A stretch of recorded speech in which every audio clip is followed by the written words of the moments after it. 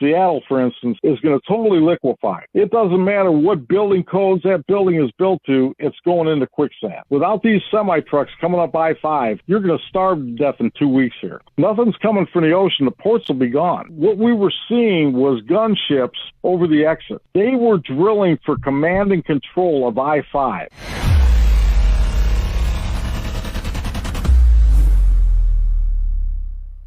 Nothing in this show should be considered legal, medical, or financial advice. The views of the callers can differ considerably and do not necessarily reflect my opinion, Dex's opinion, or anyone else who works with the show. You should always do your own research and consult with professionals. The internet is full of fake news, so please take everything with a grain of salt. Remember, this show is brought to you by Energy. Again, Energy solar generator backs up all of my stuff. If we do lose power, we will keep going. That is because of a solar generator, absolutely silent, and again, one of the best out there. Go to marfuglenews.com/energy.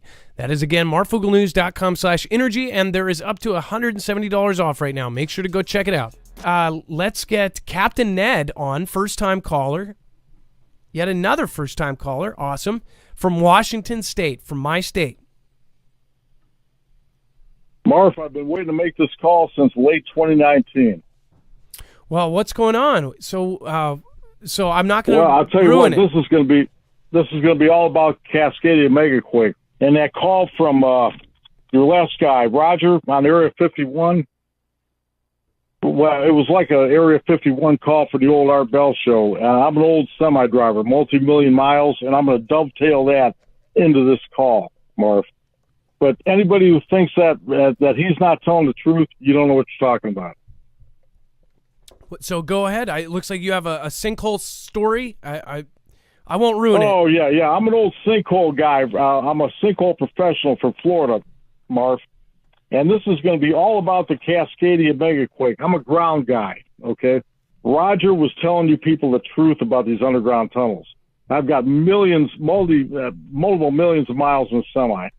But anyway, fast forward, and this is fasten your seatbelts, kids, because this is going to be an interesting ride with the captain. And I'm not a military guy. I'm a boat jockey. Okay. So here's the thing, Marf. I remember when you I was watching Mount Rainier quaking when you were outside in the parking lot in your underwear. Remember that night? I do. Right after the earthquake. Yeah. That was unbelievable, man. And I've been listening to you for a long time. Your show earlier today is right on the money. These people do not understand what's coming when this Cascadia megaquake goes off. Okay, this is the largest recurring earthquake in the world in a subduction zone. Off our coastline. Absolutely. And there's been approximately 10 in the last 3,000 years. Now, I used to work with geologists every day in Florida for years. Okay, these guys are the most boring guys in the world. They speak in millions of years of time lapse. But this Cascadia megaquake is going to be horrific beyond description. And Marf, I've listened to many of your shows about ocean shores. All that coastline is gone. That's going to be gone because of the upswell as the shelf gets shallower as it comes in. And the Indians in 1700, they had to be horrified. January 27th of 1700 was the last Cascadia megaquake. And those Indians on the shoreline who lived on the shoreline had to be absolutely horrified because you're right. This thing is going to shake for like 5 to 7 minutes. Violent, the most violent shaking. You will not be able to stand on your feet. The natives made legends about it. Our local Thunderbirds are based on the whale being carried by an eagle because they didn't know how the whale was 20 miles. The whale fought the eagle. Yeah, yes. The whale fought the eagle. That's the only way these people could describe it. But it was very interesting. Right at the end of before I got on, somebody was talking about Ron Tyler at Emergency Management. Now, you remember Marf, in 2019, in the fall of 2019, you had Ron on your show, okay? And I know Ron. I've talked to Ron. We watch these seismos constantly. And Ron, maybe Lisa R. Hall, Lisa knows me. Maybe she can link Ron's emergency management channel up. That guy is an expert on the seismographs. But these people, okay, let me just fast forward. Seattle, and I'm a sinkhole guy. Seattle is built, the modern city of Seattle is built on a 17 square mile liquefaction zone. The Indians were horrified when the white man started building on this. They said, you cannot do that. It was all the debris that came from Mount Rainier and Mount Baker when they erupted. And Mount Rainier is a supervolcano, as you well know. So all of Seattle, when this thing goes off, that ground is going to liquefy for 17 square miles. That's the dirty little secret that nobody's talking about. And I'm a sinkhole guy. I know what I'm talking about. It's going to liquefy. As of all these overpasses over I-5.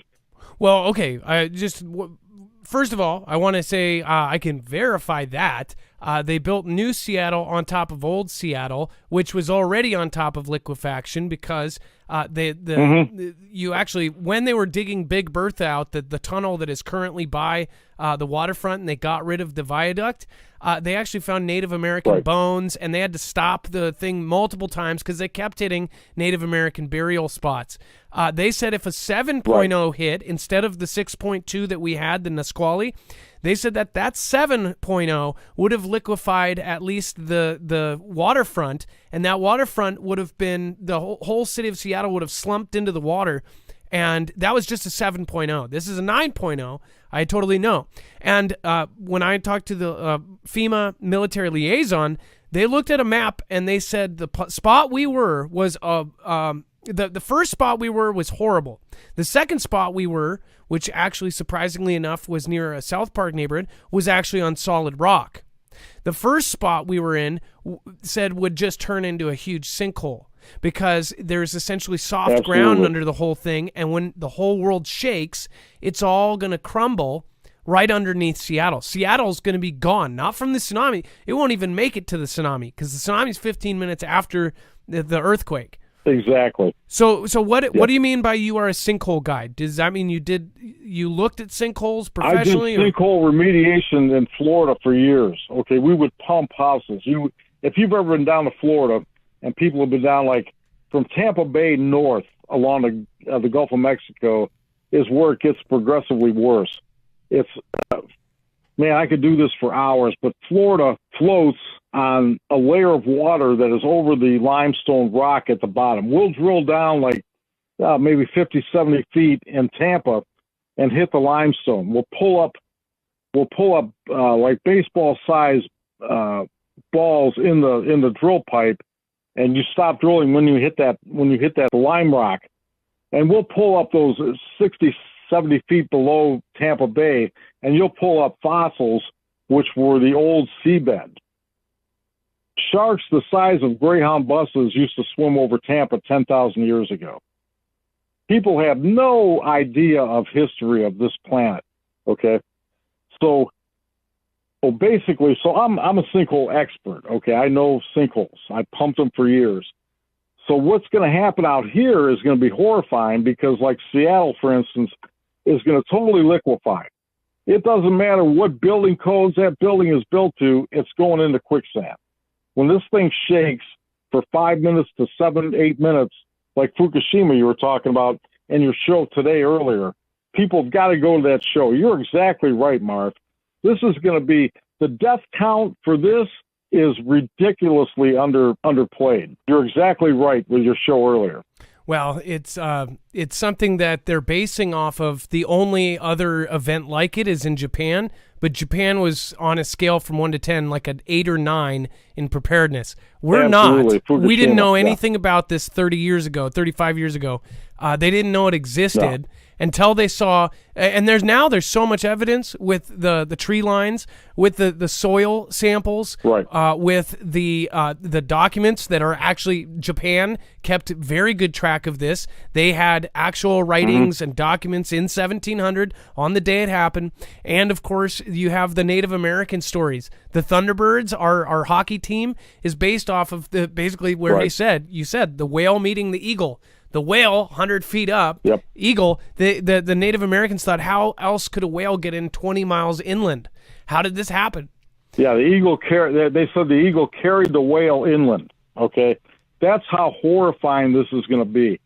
But anyway, I'm going to try and keep on Cascadia for you, and ask me whatever you want, Mark. But here's what happened in 2019.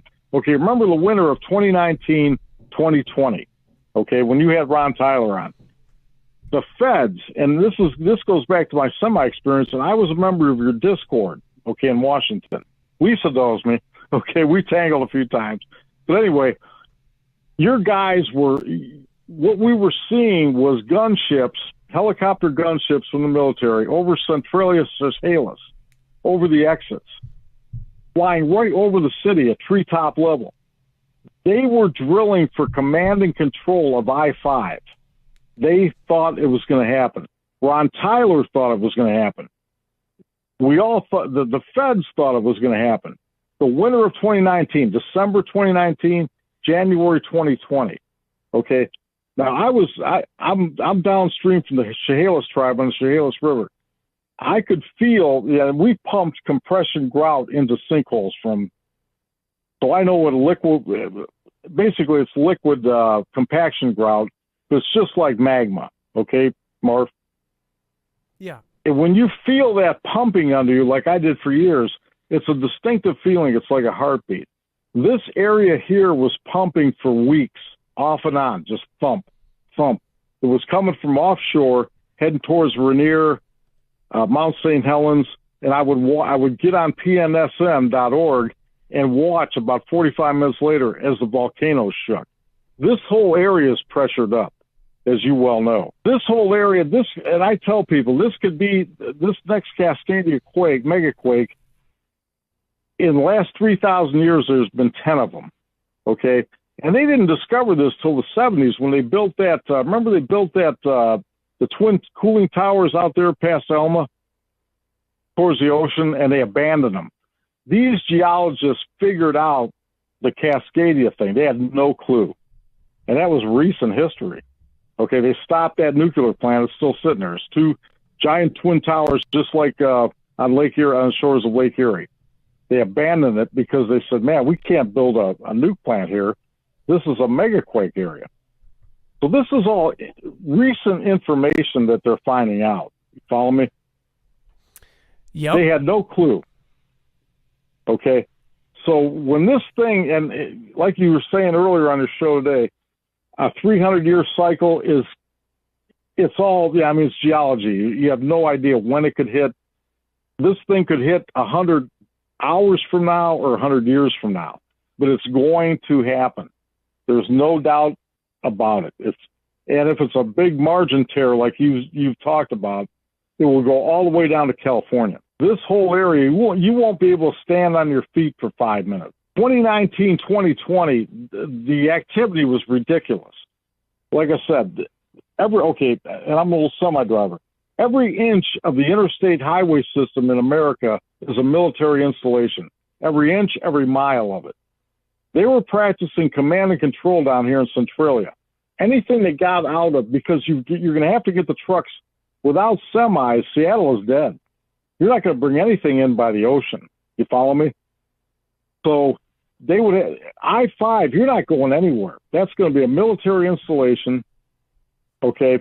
And they were preparing to shut it down and take control of it. That's how bad it was. And your Discord group, Marv, if you go back to the fall of 2019, 2020, you'll see those guys were talking about the gunships here in Centralia, Chehalis, were ridiculous. That was the feds were practicing to take control of that interstate system all the way down to California. I mean, I know I'm shotgunning this thing, but... You mean Cascadia Rising? Feel free to ask me anything you want. Well, no, so that's when I came up with, I said, man, that could be the only thing they're doing. I'm listening to Ron, I'm learning from Ron and Terry Rempel, who are experts at this, and I'm thinking, man, that's all it can be. They're practicing, that was my semi-experience, they're practicing to take command and control of I-5. All the traffic would get no further than here, would be taken off the interstate, people who would flee, and then they would be free once they got, all these overpasses are going to drop. Exactly. You've talked about that at length, Mark. Yeah. So again, there's many things you have just said that are absolutely correct, including the liquefaction, every part. So there was somebody who, I believe it was Abra, that said, well, an asteroid could hit in 100 hours or 100 years. The thing about this is there have been 10 in 3,000 years, Yep. and there is an average, years. and it's like a clock. This is the largest recurring huge subduction earthquake in the world, right here. This subduction zone, the Cascadia zone. Marv, here's the thing. In 2019, 2020, you heard nothing from the government. They're not going to say a word because there's nothing they can do, brother. A lot of people are gone. Captain Ned, you may never. Here's another thing, and I'm a water guy. All these dams are going to go. Okay, so your hydropower, which powers Washington State, is done. You could have no power here on the West Coast for 20, 50 years. They couldn't restore it. You follow me? I mean, it's grim beyond belief, but these people need to know they're not going to tell you the truth because they can't deal with the truth. I can't blame them. There's nothing they can do. There's nothing they can do. Captain Ned, spot on. I got a question for you. This is Dex, by the way. You had said earlier you had felt this pumping. Yeah, you said you felt this pumping. Were you describing pumping that was being done by man, or are you talking about something that nature was doing underground? Offshore, when everything was moving, the plates are moving. Okay, get this in your head. All these volcanoes, and I'm a little plumber too, a mechanic. The hot water relief on the top of your water tank, go out and look at it. There's a valve up there with a pipe that goes down to the bottom of the tank. Okay, the magma moves from offshore to the volcanoes. When they blow, they're pressure relief valves. That's all these volcanoes are. This is a vast volcanic field all the way down to Mexico. Mount Rainier is a super volcano. Okay, people, they look at it and go, look at that mountain. That's a super stratovolcano. Okay. The pumping I was feeling was the magma pumping from offshore, pressurizing this whole area. It was moving to the volcanoes. Does that make sense? Yes, thank you. I could feel the thump, just like I was pumping sinkholes. You have to experience it to know what it feels like. It was moving from offshore. But these people need to go to Ron Tyler's channel, Emergency Management, and he'll tell you all about it. And I've told Ron some of this stuff, but I felt that thump at 3, 4 in the morning. It would wake me up. I could feel it shaking. It's coming on shore. This whole area is totally pressured up. And I'm too old to care. Honestly, I could care less what anybody thinks. I'm telling you what time it is. This whole area is totally pressured up. You can get on PNSN and look at the quick shake, and you could watch every hood. Mount Hood down in Portland has been shaken like a leaf for weeks and months. I think that's the first one. Okay, and I know this is hard to grasp, but the Columbia River system with all those river systems here are old fault lines. The magma comes from offshore. It travels up those fault lines, pressurizes the volcanoes. When they blow, it goes the other way out to the ocean. Okay, these volcanoes are nothing but pressure relief valves, like on top of your water heater. Same exact thing. Well, so I know it's hard to get your head around this. No, it's really not. You're saying it very simply. In fact, I'm pretty sure everybody gets it. Ned, Captain Ned. We're out of time, but man, okay, man, you made me laugh. You made me cry. I really appreciate this, Marv, and I know your interest in this is fantastic. These people need to know the reality of the situation. You're never going to get a warning from the government. Well, I'm glad. Not in the least. I'm glad you're saying this as you are, because people, if I said, it's just there's a reason behind it, right? There is fear mongering. It's for views. No, we get the same amount of views no matter what. You are exactly right on. Well, yeah, because it's the truth, and when you're telling the truth, people it resonates. People need to realize that this is probably going to happen before the rapture. And you need to be prepared for it. The West Coast and the west of the country needs to be prepared for it. You're going to have people walking from California, from Oregon, from Washington. It's going to be a big one. When you hear that, and it's terrifying. When you hear that walking from California to Phoenix, they know what time it is. Those geologists know exactly what's going to happen. This whole area, if it's a big rip, will be destroyed. There'll be nothing left. No food coming in, no trucks. The trucks move all the food. Okay, I've hauled millions of pounds of freight. Without these semi-trucks coming up I-5, you're going to starve to death in 2 weeks here. Nothing's coming from the ocean. The ports will be gone. Nothing's coming from a helicopter. That can't provide anything compared to a semi. 80,000 pounds, of which totally loaded, 40,000 pounds, 20 tons is freight. And look at I-5. They're constant. They're nose to nose, nose to tail. If those trucks stop, it's over. So I'll leave you with that. So Captain Ned, anytime you want me on, Dex knows how to get a hold of me. All right. Well, thank you, Captain Ned. It is a pleasure to meet you, and thank you. And again, many people say you should start a channel. I do want to remind you again, make sure to go over and check out Energy Well. There is a sale. It's up to $170 off. Again, this sale is actually going to end very soon, so make sure to get over there and use it. It's upwards of $170 off depending on which kit you get.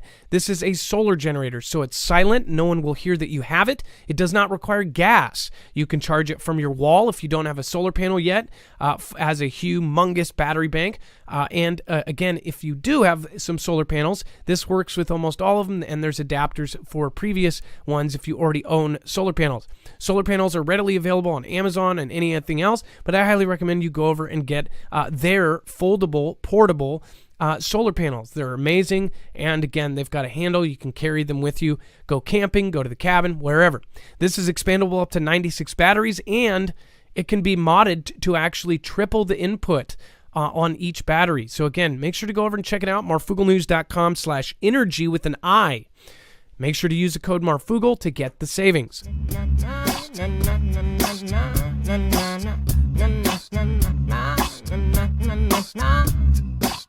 Feed the haters to the alligators. Your way or the highway. See you later. B.O.D. is the homie and Mr. Vader. If it wasn't for you, I would never made it. Whole city's covered by the cremated. Now they listen to what we were saying. Doesn't matter if the manufacturer or created. But now